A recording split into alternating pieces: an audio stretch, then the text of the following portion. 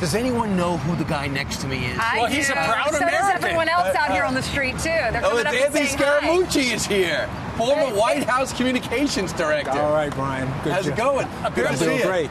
It's good to have you here. It is great. Hey, happy Memorial Day, everybody. Thank you very much. Let's talk a little bit about the shocking news about 23 hours ago. The President of the United States pulled the plug on the North Korea summit because it sounds like he thought North Korea was trying to play us. Well, I mean, it's probably a combination of different factors, but I think it was obviously a good move because he doesn't want to get caught off guard in the early part of June where they're doing something unexpected. And so his preemptive move was the right one. And that doesn't mean that this summit's not necessarily going to happen. It's still open to a possibility, Stephen, so let's see. You know, go ahead. Many in the media mocking the president, saying that this is nothing but just a bad breakup. Listen to what some of the folks are saying on other channels. There goes that Nobel Peace Prize. He was. There you go. There you go. Oh my gosh. It sounds like a 13-year-old stream of consciousness in a breakup letter from overnight camp. The art of diplomacy is a lot harder than the art of the deal.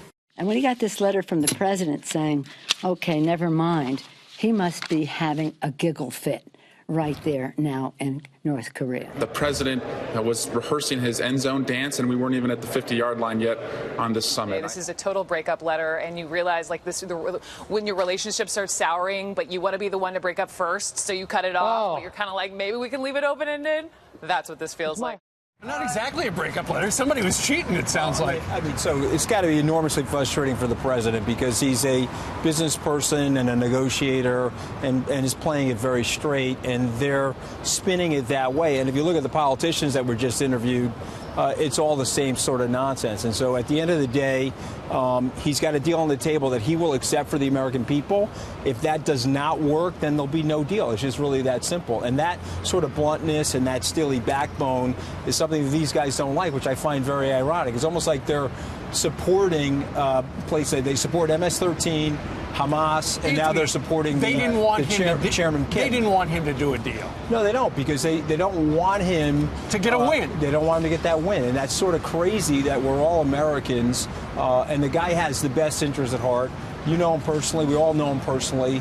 You know, he's a great guy. At the end of the day, let's give him the benefit of the doubt, and let's get this deal done if it's going to happen. Anthony, he's swimming against the stream. He's doing things his own way at a level, international relations level, that people go to school for generations to learn. And he's doing things his own way, bringing business into this to the stratosphere, and it bothers a lot of people. But I would just say this: North Korea's measured response in return to the president's letter is noteworthy. They didn't come back with negative comments or calling the vice president dumb again. They say, listen, if you can get this back on track, we still would like to meet. So that shows that the letter, to a degree, worked.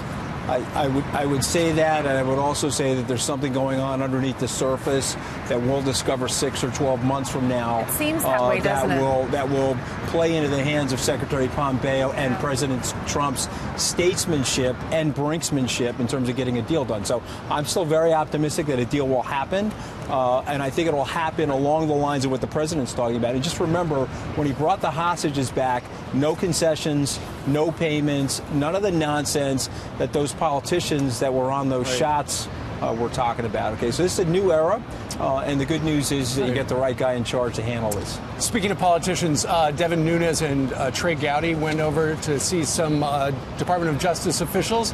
They thought they were going to be able to see some unredacted documents. According to some of the online stuff I've read, apparently the Department of Justice did not show them what they wanted. Then the Gang of Eight came in and they looked at stuff, and none of the Republicans I heard would comment about it because it was classified. Nonetheless, the news in the last week has been, did the federal government insert somebody close to the Trump campaign to monitor what was going on? Ari Fleischer was on our air yesterday, and he said it happened during the Obama administration. And with something so explosive, POTUS would have known. Watch. We need to know, why did it begin and who authorized it? What role did Barack Obama have? Did he know that the FBI was going to put informants there? And I'll guarantee you the answer is yes. No FBI would put informants in another presidential campaign without permission from the White House, including the president. So, well, listen, my hat goes off to Ari because he was He was a Bush 43 guy, part of the establishment, part of the artifice. He knows exactly how it works. For him to be out there saying this, it should be a wake-up call to people that the president's on to these people. He has the goods on a lot of them, and now they're squirming, trying to figure out how they're going to answer for the mistakes that they made or the transgressions that they made. What do you mean the goods on a lot of them? You mean people in the West Wing? Well, no, I think it's a combination of people. I think it's obvious that there's been some weaponization of some of these agencies at the tippy-top level, and I think the president would say to all of the rank-and-file members of the FBI and the Department of Justice that you're good people and you're great Americans and you're impartial. But at the tippy-top, they did not want him to win. They were super afraid of it, and I think that they weaponized these agencies in a way, and he caught them. And so the great thing for America, frankly, is that he won, and we have the opportunity now to clean this up and to bring those agencies back to where they belong, which is a depoliticized situation for America. Right. And get it. How do you do that? How do you do that, and how do you see this playing out? Will anyone go to jail? Well, I don't know if anyone's going to go to jail because it's a tricky thing about Washington. You know, they sort of protect each other. And so the likelihood of people going to jail, I think, is low. But how do you do that? You're probably going to have to bring ex-governmental officials in from both sides and hammer out an agreement that relates to some level of depoliticization. Right. So almost like a Simpson-Bowles commission to try to depoliticize things. Well, if they do Simpson-Bowles, maybe they'll adhere to it when they come to their conclusions. Yeah, exactly. And I just think some FBI agents are saying, please subpoena me because they want to come out against Comey. I'm very fascinated to see how this plays out. Meanwhile, there's something that got underplayed yesterday because of the blizzard of information, and that is the president did something that's been rumored for about 5 different presidents.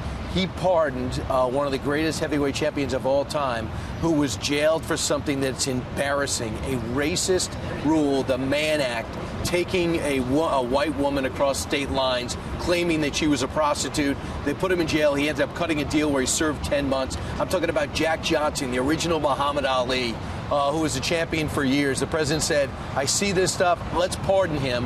A great-grandniece was there, Lennox Lewis was there, Sylvester Stallone is the one who told him about it. This is important.